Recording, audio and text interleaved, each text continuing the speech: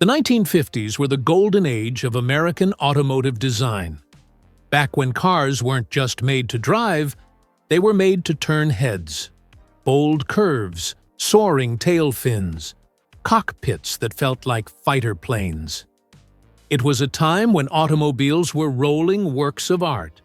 But even in this golden era, some beauties were left behind. There were cars praised by the press, packed with cutting-edge design and futuristic tech. Yet, they failed miserably in the showroom. Why? Too expensive? Too strange? Or simply bad timing? In this video, we'll revisit 12 stunning cars from the 1950s that were spectacular in form, but disastrous in sales. And who knows, one of them might just be the long-lost dream car you fell in love with as a kid. 1954 Hudson Italia.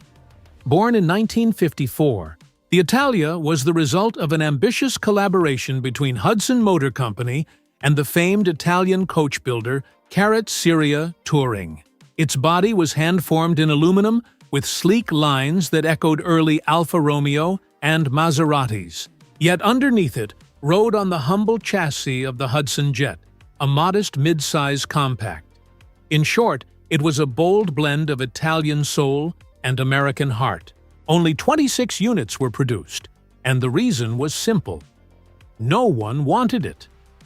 With a price tag near $800 at the time, more expensive than a Cadillac Eldorado, American buyers couldn't understand why they should pay so much for a small coupe with an inline-six and modest power. But Hudson wasn't wrong. They were just ahead of their time. The Italia proved that Americans could build a car with European spirit long before the Mustang or Corvette would follow suit. Today, the Hudson Italia is a rare treasure among collectors, a symbol of bold ambition and beauty that the world wasn't ready for. 1956 to 1957, Continental M2. In the luxury car world of the 1950s, Cadillac reigned supreme. But Ford didn't want to sit it out. They built the Continental M2, a car that wore no Ford, Lincoln, or Mercury badge, but a new standalone brand, Continental Division. Unveiled in 1956, the M2 was the pinnacle of American luxury. Its design was minimalist and elegant. No tail fins, no excess. The interior featured genuine Scottish leather, standard air conditioning, and every detail was hand-finished, like an American-born Rolls-Royce. The only problem, it was too expensive. At a staggering $10 back then, the price of a nice house, the M2 was the most expensive car in America. Ford actually lost money on every unit sold because production costs exceeded the sticker price. Even though stars like Elvis Presley and Frank Sinatra owned one, only about 3,000 were sold. By 1958, the Continental brand was quietly discontinued. Today, the M2 is seen as a masterpiece more than a car. 1954 Kaiser Darren. From the very first glance, the Kaiser Darren looked unlike any other American car in 1954. With its signature puckered lip front end, fiberglass body, and most famously doors that slid into the front fenders, it seemed to come from another world. It was the first American sports car to feature a fiberglass body, debuting just months before the Chevy Corvette. Designed by the famed Howard "Dutch" Darren. Known for his classic European styling, the Darren brought a touch of romantic flair to the American market. But beauty alone couldn't save it from reality. Its 90-horsepower inline-six engine was underwhelming for a car that looked fast. The price was high and production was labor-intensive. As Kaiser Motors struggled financially, the Darren project was quickly axed. Only 435 units were built. The Kaiser Darren became a brief flash of brilliance, exotic, elegant, and ultimately out of place. 1957 Chrysler 300C, released in 1957. The 300C was the pinnacle of Chrysler's famous letter series and one of the most powerful American cars of its time. Under the hood, was a 392 in Hemi 8 engine producing up to 375 horsepower, an extremely impressive figure in 1957.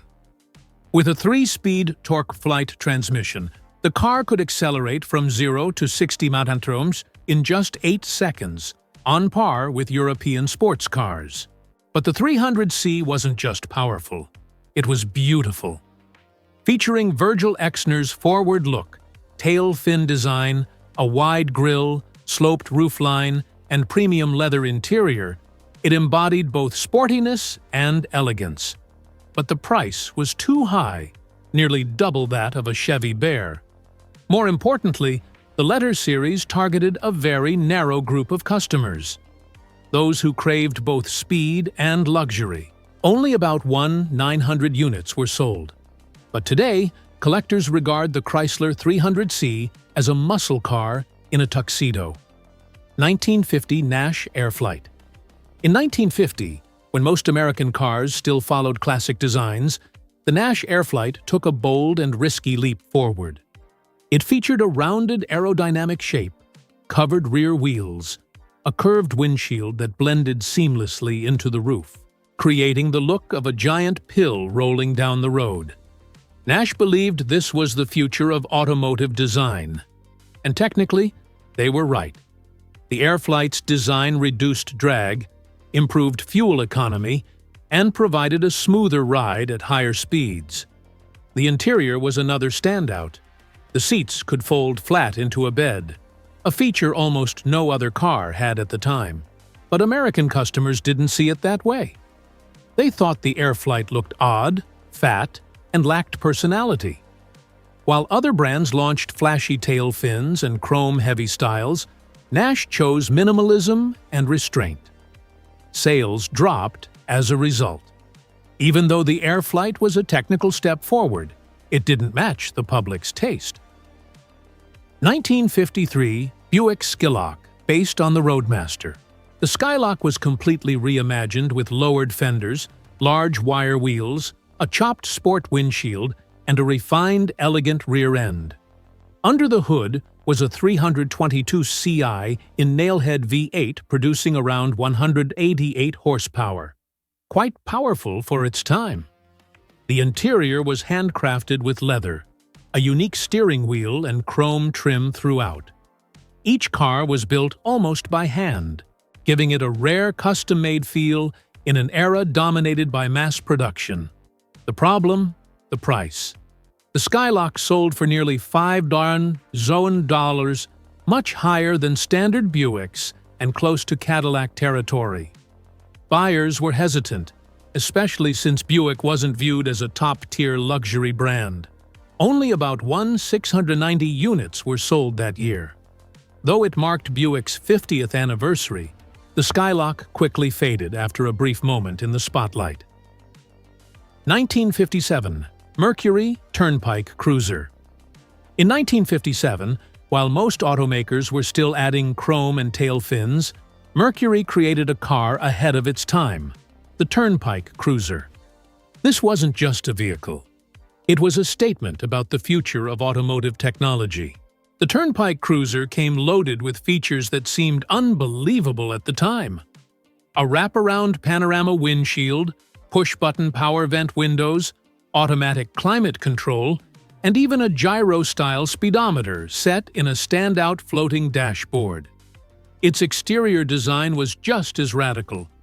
A unique floating roof with built-in twin antenna fins, wild tail lamps, and a long, low-slung body. Mercury wanted this car to look like it had driven straight out of a futuristic auto show. But that boldness became its downfall. Most buyers found the Turnpike Cruiser too complicated, too weird, and too disconnected from traditional tastes. Its price didn't help either. Many buyers simply chose a more familiar Ford or Chevy. Even though Mercury built nearly 17,000 units, the Turnpike Cruiser was soon dropped from the lineup and faded into obscurity. 1955 Lincoln Futura.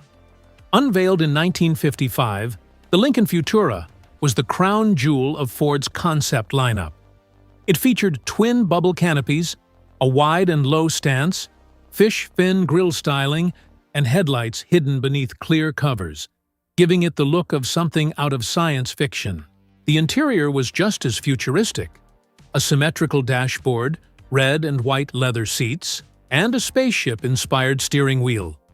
It was built on a Lincoln M2 chassis, but nearly everything else was one of a kind. Despite critical praise and public fascination, the Futura was never approved for production. The reason was simple. It was too complex, too expensive, and impossible to mass-produce with the technology of the time. The one and only prototype was later transformed by George Barris into the Batmobile and became immortal in pop culture. 1951 Studebaker Commander Starlight Coupe. Instead of separating the cabin and trunk in the usual way, the Starlight Coupe extended the window glass from the B-pillar around the rear of the car, forming a domique cockpit, almost resembling an aircraft observation deck. This was the idea of French designer Raymond Loewy, who believed cars should break the boundaries of conventional shapes. In terms of design, the Starlight Coupe was truly unique, but that was exactly what made it hard to accept. American consumers jokingly called it backward because the rear looked like the front. Some even said it felt out of place among the traditional models of the time. Although Studebaker sold a modest number, the coupe was never a big commercial success. But over time, it has been recognized as a bold milestone in post-war American automotive design. 1959 Cadillac Eldorado Brougham. In the late 1950s, Cadillac wanted to push the limits of luxury, and they did something no one expected. They hired Pinfina, the famous Italian design house, to create an exclusive version of the Eldorado Brougham for 1959. The result was a Cadillac unlike any other. No towering tail fins, no flashy chrome excess. Instead, it featured a minimalist design, smooth body lines, and refined European proportions. A Cadillac that whispered instead of shouted. The interior still embodied Cadillac luxury. Real leather, fur carpeting, fully powered features, but wrapped in a lighter, more elegant ambiance. Only 99 units were produced, all hand-built by Pininfarina in Italy and shipped to the US. The problem was, American buyers didn't see the Cadillac they were used to. It lacked the grand presence and the iconic tail fins that had become Cadillac's signature. Despite its rarity and high price, the car didn't receive the warm welcome Cadillac had hoped for. 1957 Dotto Adventurer Convertible. In 1957, Dotto unveiled the Adventurer Convertible as a bold statement. They could still compete in the premium market. And in truth, this was one of the most beautiful and powerful cars the brand ever produced. It featured Virgil Exner's iconic forward-look design, soaring tail fins, a long, well-proportioned body, a slim, elegant grille, and sharp chrome trim. The interior boasted a luxurious two-tone color scheme, a modern dashboard, and a sporty three-spoke steering wheel, all hallmarks of a top-tier convertible. Under the hood sat a 3x45 cubic inch V8, producing exactly 345 horsepower. A powerful figure that reflected Dotto's performance ambitions. The car came in just two colors, pearl white or gold, with nearly every luxury feature included as standard. The problem wasn't the product, it was the brand. At the time, Dotto was losing credibility and customer confidence. Rumors that the brand was on its way out made many hesitant to buy, even if they loved the Adventurer. Only a few hundred units were sold, and by the early 1960s, Dotto had disappeared from the American automotive landscape. 1955 LaSalle Ian Roadster. This Roadster looked nothing like any Cadillac of the time. With a fiberglass body, sporty proportions, a low-slung roofline, sleek tail, and a clean, elegant grille, it didn't shout. It whispered modern luxury. Inside, it featured a 2-seat layout, minimalist dashboard, and 3-spoke steering wheel, all in true grand touring style. The shocker. It came with a Daci V6 engine featuring electronic fuel injection. Technology decades ahead of its time. This wasn't just a display piece. It was a concept with real production potential. But then, nothing happened. General Motors didn't bring back LaSalle. The Roadster never saw production, and this dreamlike car was locked away in GM's archives.